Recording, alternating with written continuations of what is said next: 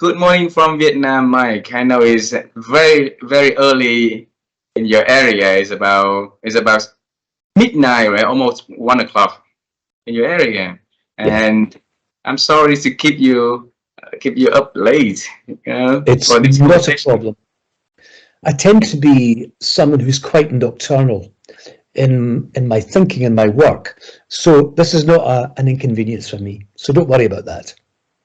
Thanks a lot for spending your time with me and the audience of the Insight Sharing program. And like I shared with you, really admire the work, the journey that you've been doing, having, and the works that you are doing. And we want to bring you back to help our audience to explore how to get better if they want to become a public speaker and how to grow their ability to think. So thanks a lot for being so generous to spend your time with us. So I'm delighted, delighted. And Mike, in our first conversation, you brought us back to your, like teenage age where you went through a lot of issues back then. Tell us a little bit uh, about Yeah, that time again, please. yeah. Well, look, I think the first thing I would say is I hated school, my entire schooling, and I don't know if it's the way my brain functioned, but I could not concentrate at school at all. And I found the whole experience miserable. But I had four primary schools or, junior schools, it depends which part of the world you're in. And I'd also spent 3 years in Pakistan where I went to kindergarten. So that's the first thing. My schooling was miserable. And I got finally asked to leave school at the age of 15. And at the same time, my parents were going through a breakup, bad things were happening. So I escaped down to London, in the hope of, starting a new life. And I got a job, so it all started swimmingly well. But then I was sacked because they couldn't understand my Scottish accent. Mm.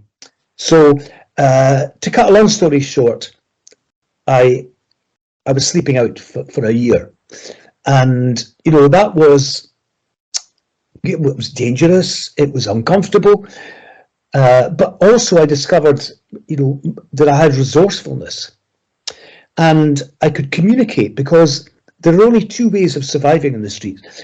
One is that you have to eat, so you have to find ways of you know you know, getting bruised fruit from the fruit market, all that sort of stuff.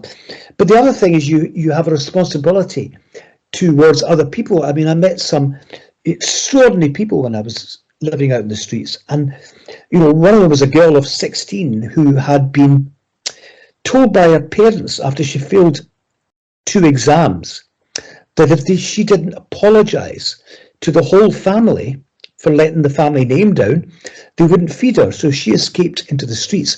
So I had responsibilities for people. That's what it felt like. So I learnt to negotiate. I learnt to be creative in the face of, whatever challenges we faced. But most of all, I knew that I could survive, and I was resourceful.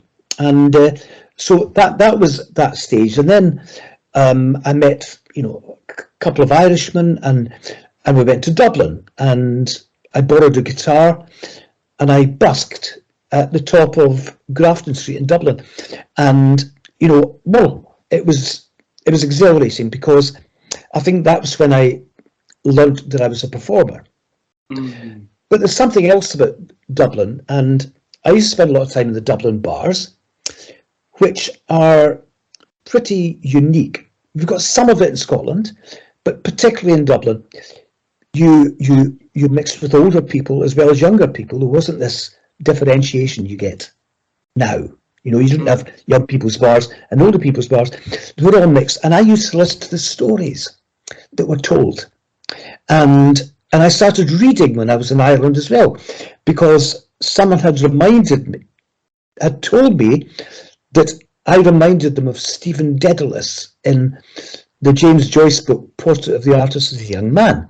So I read it and I was mesmerised by it. And in a way, that book read like I thought and like I spoke. because it was a stream of consciousness. So I started getting really interested in the spoken word as well. So that and the music, I realised that I had performance skills. And, this is about stagecraft as well, because, if you're playing music in front of an audience, you are connecting with them emotionally. That's what music is. And then the more I did, the more I realised that, speaking, you're also connecting with people emotionally. And you can see speakers with PowerPoints and they're going through one point after the other, but they're not making that connection. So this is something I brought to speaking from those early days.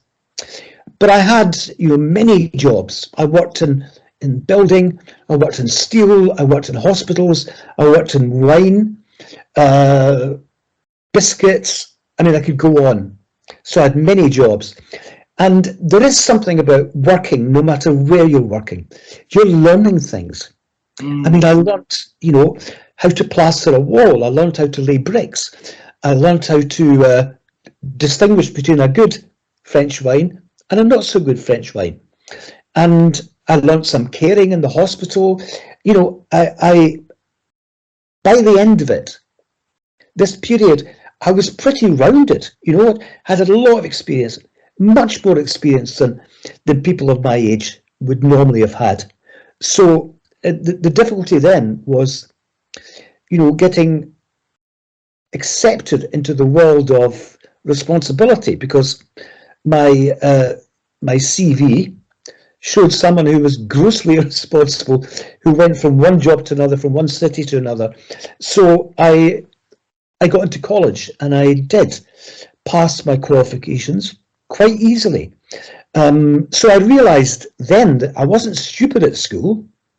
It was just the way it was taught. And no one captivated me, in the way that they did at college.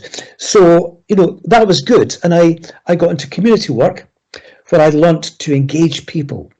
And engaging people and, meeting people are two entirely different things. So I had a responsibility in this community. And because I'd been homeless, I really wanted to put something back. So we set up a housing association, which is a social housing thing, and it was owned by the community. So that was my payback for all the hurt I'd suffered and the fact that I'd been out in the streets, homeless. So those were my early years, and they were tough, but boy, did I learn things. Wow. And I remember in our first conversation, you mentioned about a tough time when you decided, maybe if you woke up the next morning, you're going to, do something harmful to yourself. Yeah. Am I correct? Yes. And there was a friend's mother who said something that really tough and changed your life. What did she say about it? Well, she said, look, you've achieved a lot of things. You don't know that. You don't realise how good you are. You don't realise how important you are and how you influence and motivate people. This was when I was 21. So, I never thought about that at the time, but it really gave me a kick in the backside. And, I was on the point. I was really on the point. I'd had enough, and I thought, I've let myself down. I just don't have any future, and that's how I felt at that point. But she talked to me, and that was a real awakening. And from that day on, I've not seriously contemplated suicide. In fact, I've talked a few people out of it, which, and I could only have done that if I hadn't been in that situation myself. It's very hard to talk to someone who is in that situation, because you can say, look, I've been there. I know what it feels like, and that you can describe what it feels like to them, and they go, yes, that's true. Then you can begin to build them up, because it's quite widespread at the moment. There's a lot of, in this country, the economy's not good. There's a general kind of air of despair, because if we're honest, our government has been awful, and we've got a general election coming up in about a year's time. maybe. But the country's in a mess. It's in a mess.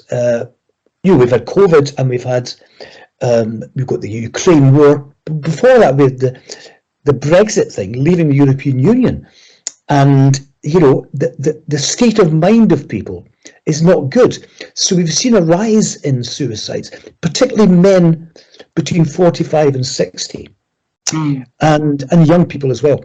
So I've got a real mission here. People have to realize their importance, and we have to make the institutions and even business recognize that people are human beings. They've got aspirations, they've got dreams, and we need to create a different kind of atmosphere around that. And I did something on customer service being just a baseline the other day. Business has a responsibility.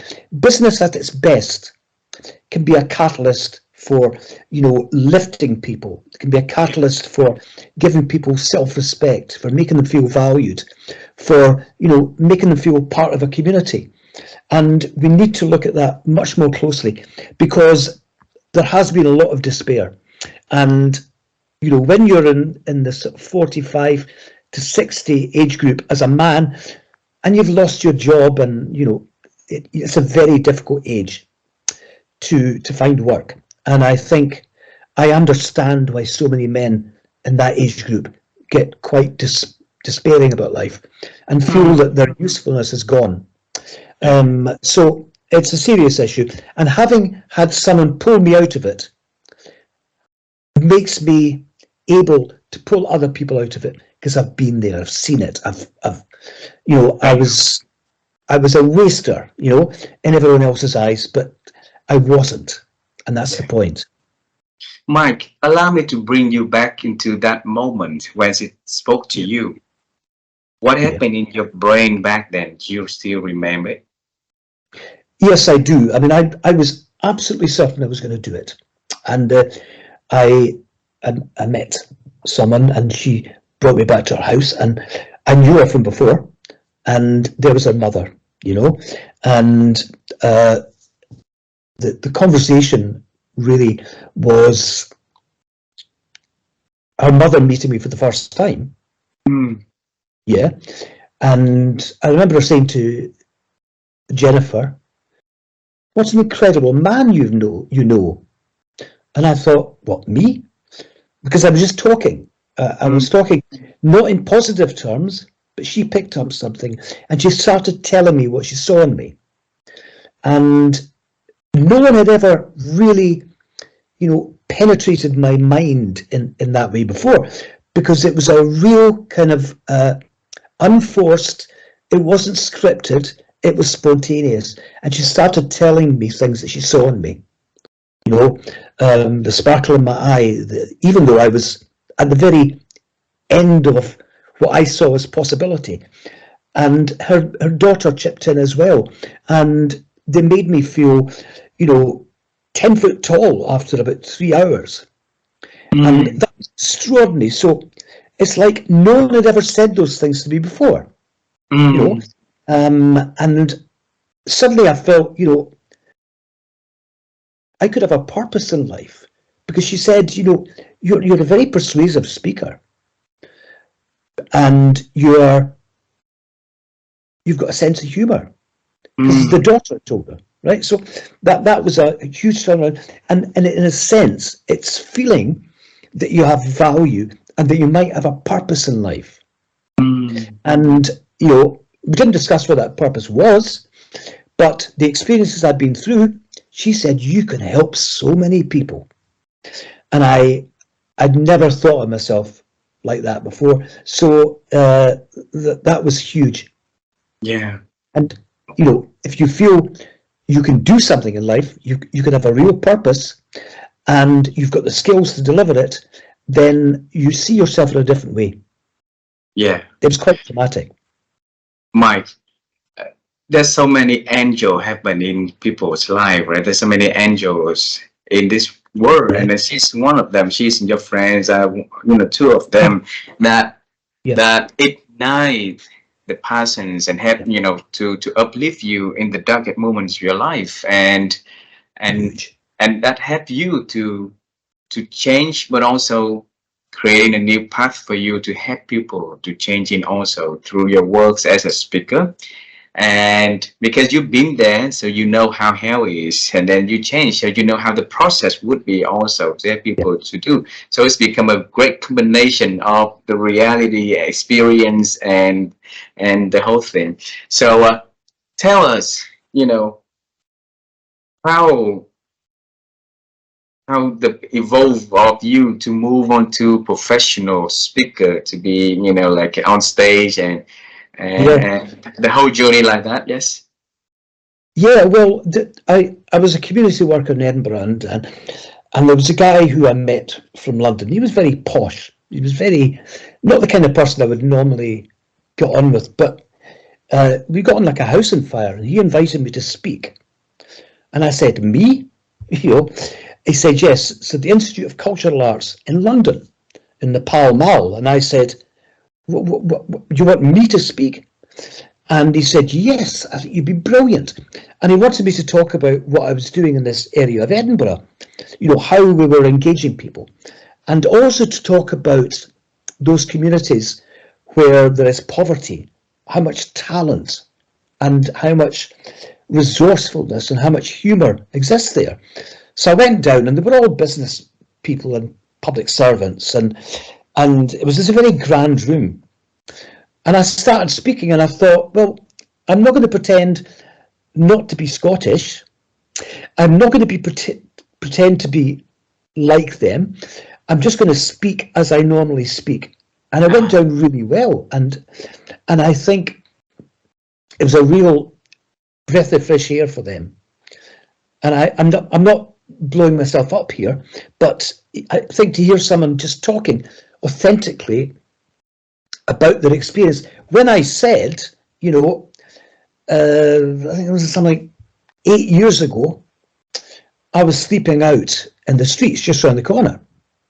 And I didn't say that at the beginning. This was about near the end, and that kind of turned the whole thing. It was extraordinary. I don't think they'd ever expected to hear someone articulate those experiences and to talk about, you know, the community that I worked in terms of the personality of the place and the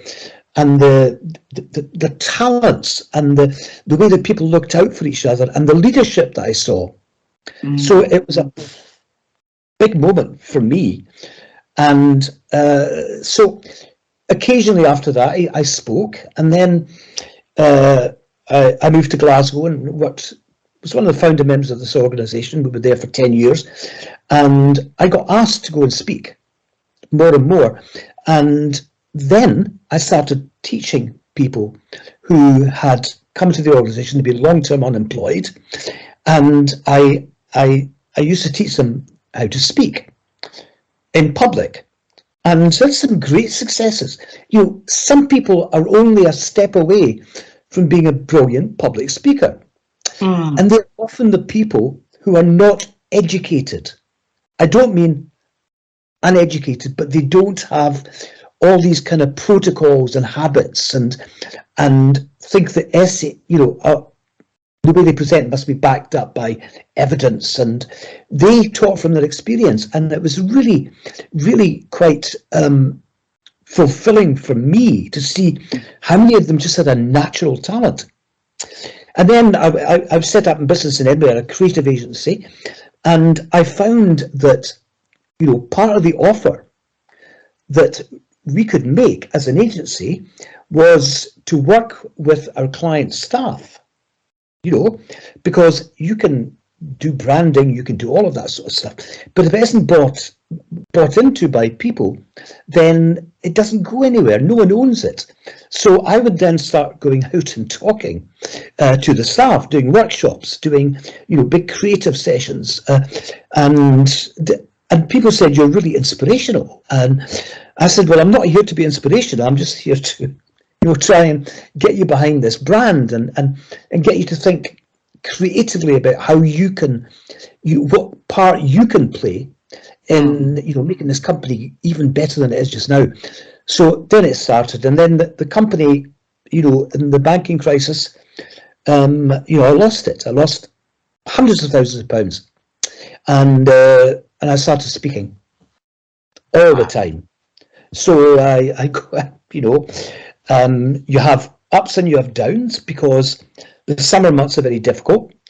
But I'm hoping, you know, the next few months is going to lift up again, and you know, I'm going to do more marketing, and people have to recognise that when I speak, I'm speaking authentically. I Mm. speak from a lot of experience, and you know, I've been in leadership positions. I've also been at the very bottom rung and in the Mm. middle rung. So I've seen leadership from all different perspectives. So I can talk about it in a really informed and insightful way. For example, you know, Mm. most people in leadership are lecturers or academics talking about leadership. And they've got a perspective, that's true. But I do it through stories and people get it. Does that make sense? Yep. From Wow. stories. Yep. It's like it's like an epiphany moment, you know, Mm.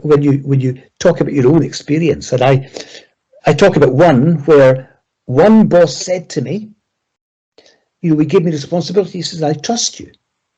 No one had ever said, "I trust you" before, Mm. and that just wow, it just changed my whole attitude to the workplace. I had responsibility. And this is the same guy that welcomed me onto the building site saying, "You're building a palace." So just in his language, he changed my whole workplace experience. One man, and he was a leader. You know, he was a foreman in the building, in the construction firm, but he was a leader. You know, some managers are leaders. Some CEOs are managers wearing a different hat. Mm. And you know, nowadays we need, you know, leadership to be understanding the people Mm. around you, you know, to celebrate them, to lift them, to make sure that the light is shone on them, not on you. And it's very different from the kind of narcissistic leadership we've seen in some countries. Mike, a lot of my listeners wanna have their moment to speak in front of people, and earlier you said that a lot of them are one step away from being brilliant public speaker, right? So if we want to build the baby steps for our listeners in preparation for them to become a brilliant ones, right? How, Okay. what should they take now Well, for, yeah. I tell you, look, no matter what you're talking about, it can always be illustrated with a metaphor. Mm. You know what I mean? Or Yes. a story or a metaphor. So when you're producing information, when you just give information, you say, you know, this is what we're going to do this year. It's better if you say, by next year, this is what this is going to look like. So you're painting a Mm. picture. If you're talking about figures and facts, then do something with the figures. All you have to do is go on Google and put the number you're going to talk about in there and play about with it. You know, I remember talking about the number of windows this housing organisation was going to be, you know, renewing over the next 4 years. And it was something like 5,000 windows going to be put in. And I looked up Google and I found that the Empire State Building Mm. had, I think it was 5,000 windows. So that's a great, people can see that. What the thing about speaking is you're painting pictures in people's minds. And you know, that means you start off well.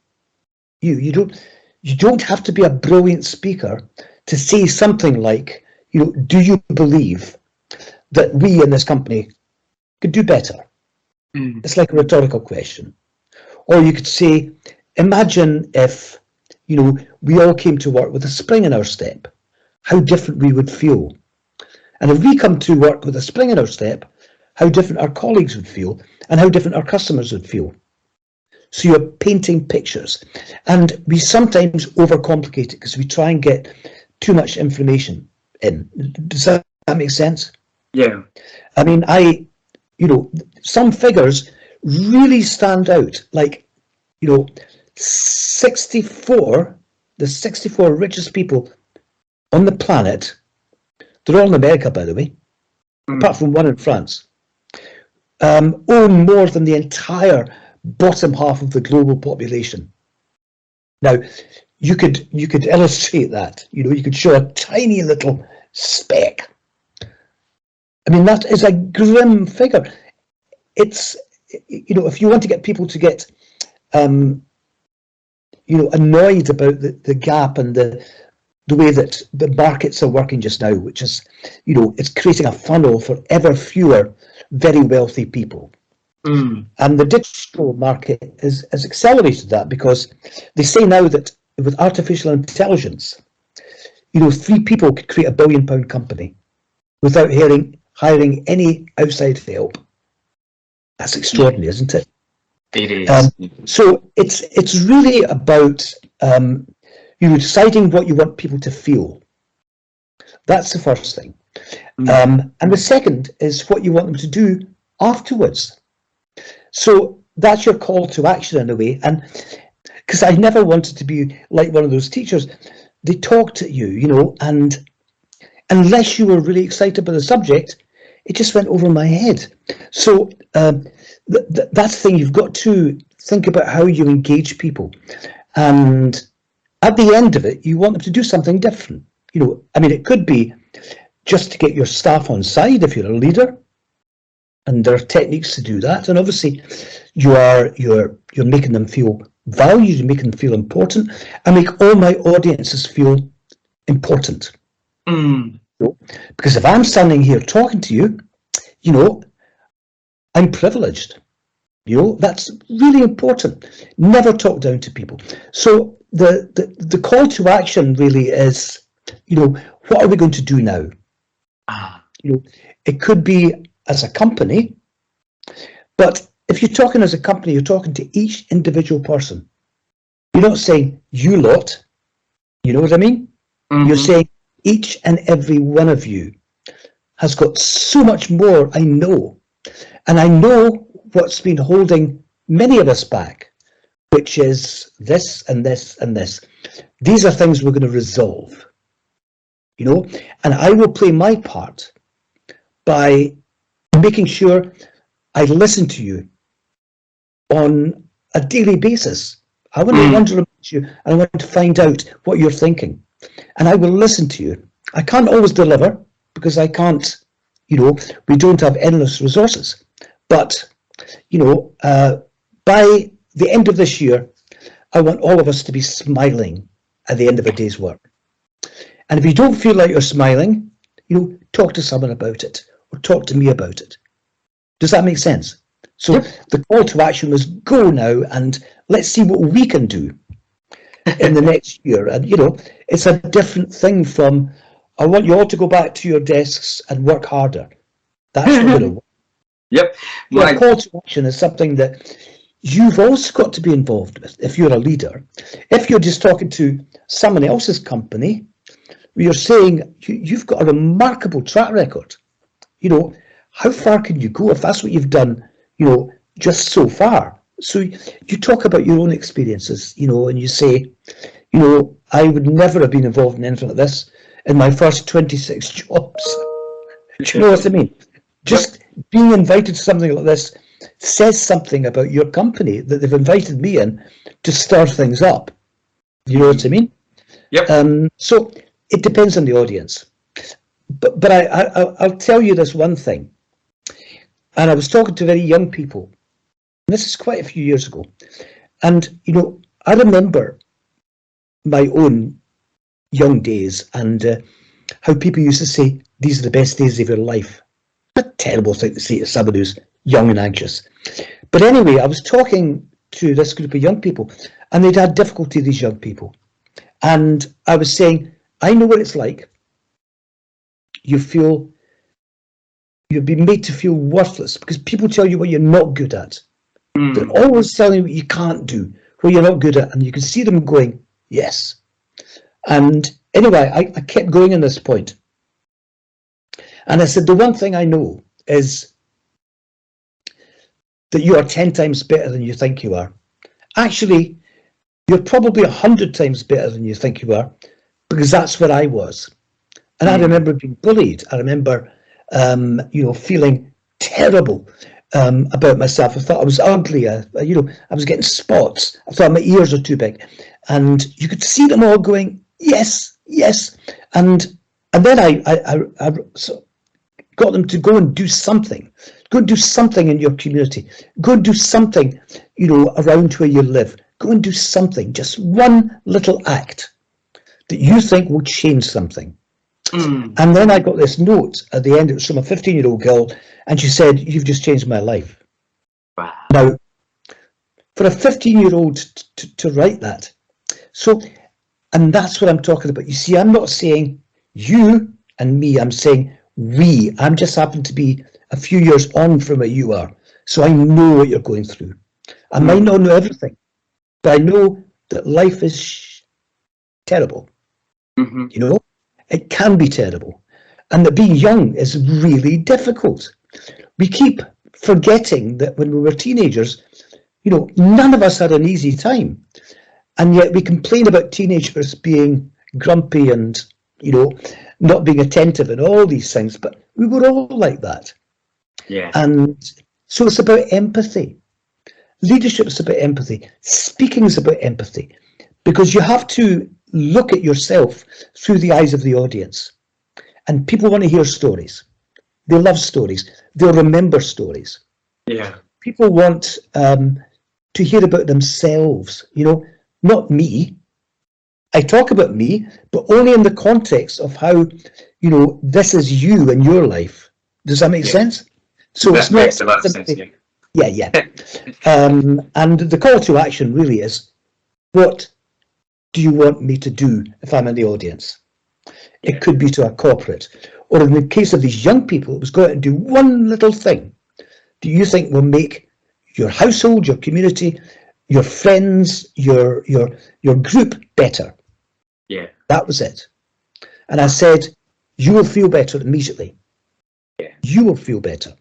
It's like when you tidy your bedroom, you feel better. You might hate doing it, but you've made a step, just one step. Yeah. And I believe so too, Mike. There's one thing, and as a professional speaker, I found myself from time to time I fall into this trap also. That is a fear before we get into the stage. Like I lost my voice, my foot shaking and stuff like that. So Yes. and it would take a couple of minutes, to get back to the normal stage. So you as Yep. professional speaker on stage, share with our audience, how can we overcome those the Okay. first scary moment of. Well, I think the first thing is the nerves are good. Mm. If you don't have nerves, you don't have an edge. The same chemicals that are making you nervous are actually very positive, because it's the energy running through your body. The second thing is to know what you're going to start with, and never make it an introduction. Don't say my name is, because you've been introduced by someone, usually, or your name's up there. Start with a story. Just start with a story that you know like the back of your hand. And it doesn't have to be a loud thumping story. I did an after dinner thing at an awards recently, and usually people after dinner, they stand up and they shout something and they try and get everyone's attention. I started with a really quiet story. It was a Beirut story, right? For an after dinner speech. And if you know how you're going to start, and you tell a story, you know that story. So it's not about, where's my words, right? It's not about introducing yourself. It's certainly not about, I'm not used to speaking, or I hope you don't fall asleep by the time I've finished speaking. You hear people saying that. And it's about you. And you tell a story like you do. And the story could be something in your life. It could be something you've seen. It could be something you've heard on the radio. but have that beginning worked out, and don't have the beginning on notes. Because Wow. that's what makes you nervous, because you're thinking, where am I? This is my beginning. If you look down at your notes before you start, you're going to become nervous. Got it. Got it. Yeah, Thank you. because if you've got a story or just something that you're comfortable with, start with that, and start with it, as if you were telling it to a friend. You're talking to individuals. You're not talking to a big audience. You're talking to, 500 individuals. So you want to tell them the story, and your eyes is roaming about, so you're seeing everyone. Everyone feels connected, and that sets you off. Yeah. Wonderful. You could change the mood very quickly. You could then tell a joke, Yeah. appropriate joke, and in a sense, you're taking people's emotions and you're taken through a roller coaster. In the same way as a musician, I used to do. You start with a number that people are going to like, and you finish with a number people are going to be like. In the middle, you can do all sorts of things. People do say sometimes that the only bits people are really concerned about at the beginning and the end. And in many ways that's true. You sometimes you see a film and people say, have you seen the beginning of that film, that first sequence? And it does stick. And it's also to make it simple. Don't overcomplicate it. Don't pull in, I don't use PowerPoint at all. If I do, it'll be a big photograph and 1 or 2 words. That's it. Yeah. Because the temptation is, am I keeping up with my PowerPoint? Yeah. People want to hear speakers. Speakers they're great entertainment. It's a powerful medium, and I want to see live speaking coming back. In the way that it used to be. Yeah.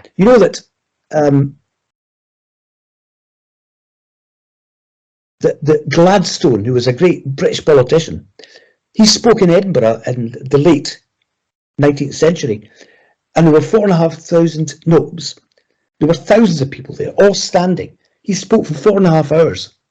Wow. No one left. No one was bored because there was no television, there was no radio.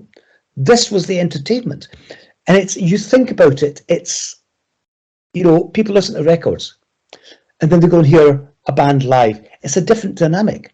So don't try and sound like the record. Yeah. Be live. Be imperfect, because people don't want polish. They don't really. And if someone says he was a very polished speaker, you don't want to hear that. You want to hear, God, that was really interesting, or that inspired me.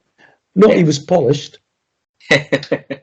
Mike, let's go to the last question of this conversation today, so that you can go to bed and have a good sleep. All right. Well, I'm going to go to bed, but I might not be. I might continue working. But yes, I probably will go to bed. Yeah.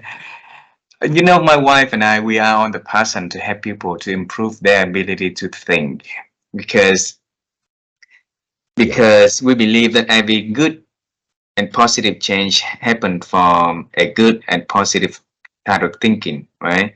So with all the experience from the low to the middle to the high, and points in your life, with all the people that you have met in your life, and great and amazing stories that happen, tell us, how can we grow our ability to think from your point of views? Okay. Well, the brain needs exercise. The brain needs to be stretched a bit. Now, it doesn't mean you have to sit and do Wordle every day. You don't have to sit and do puzzles. You don't have to sit and do mathematical equations. But what you do need to do is to introduce the brain to variety. And what I mean by that is, so many people, have a very familiar daily routine. They go to work in the same way. They'll eat the same food. They won't try things new. Every time you try something new, even if you're going out on a very familiar walk, to make sure you're looking around and you're noticing things, touching them, smelling them, seeing them, listening. So the senses need to be constantly stimulated. For me, that's really important, because familiarity, it shuts your mind off to things. You get people saying, I don't do opera. You say, have you ever been to an opera? No, I wouldn't either. Well, why not? Because I don't like it. How can you not like it if you've not been to an opera? I've listened to records and I say, well, go to the opera, go to a live performance, and you know something? They'll come out and they'll say, wow, that was brilliant. If you've never tried this food, try it. Yeah. Go somewhere different, talk to different people, listen to conversations. So, I don't know how good my brain is now, but because I'm also, I'm 73 now, so I'm at that kind of point where, it's got to be slowing down, hasn't it? It's got to be. Cognitive damage. So I keep feeding it. I keep feeding it I read a lot. I read fiction, because fiction is brilliant. If we read non-fiction all the time, it's going to grind us. It's going to, it's going to almost stultify us. But read fiction, because you're reading about other people's lives. Go different places, even in your own city, because people will follow the same track. Yeah. The same place, they'll buy the same food, they'll eat the same food, they'll read the same type of book. So it's about introducing variety, stimulating those senses, because the senses all feed to the brain. It's you touch something that's really got an amazing texture, and you think, wow. You smell a flower, you all these things, and you listen to people, listen to what people are saying. We shouldn't be, but sometimes they can't help but tell you anyway, because some people are quite loud. And listen to children, because children are the greatest inspiration for me, because children have got absolutely nothing closed down. They're completely open. They just have absolutely no boundaries, and they will keep trying things. They will try things, everything they see, they want to touch, they want to taste it when they're very young. And I suppose the best way to discover something is to taste it, but you tend to stop doing that, because you know that a rubber wire doesn't taste very nice. I know. But it's about it's about variety, because if the brain doesn't get tested by doing the same things again and again, it's not getting tested, it's not getting stretched. So I think learning, but it's not rigid sitting down with a textbook learning. It's just keeping your mind open and your senses open. Men are worse at this than women are. Women are far more likely to go on a learning journey when they're 50, 60. Yeah. Men are less likely to. They kind of settle and they think, well, I've lived my life now. You haven't. You're not even halfway through it, and that's the best I can say.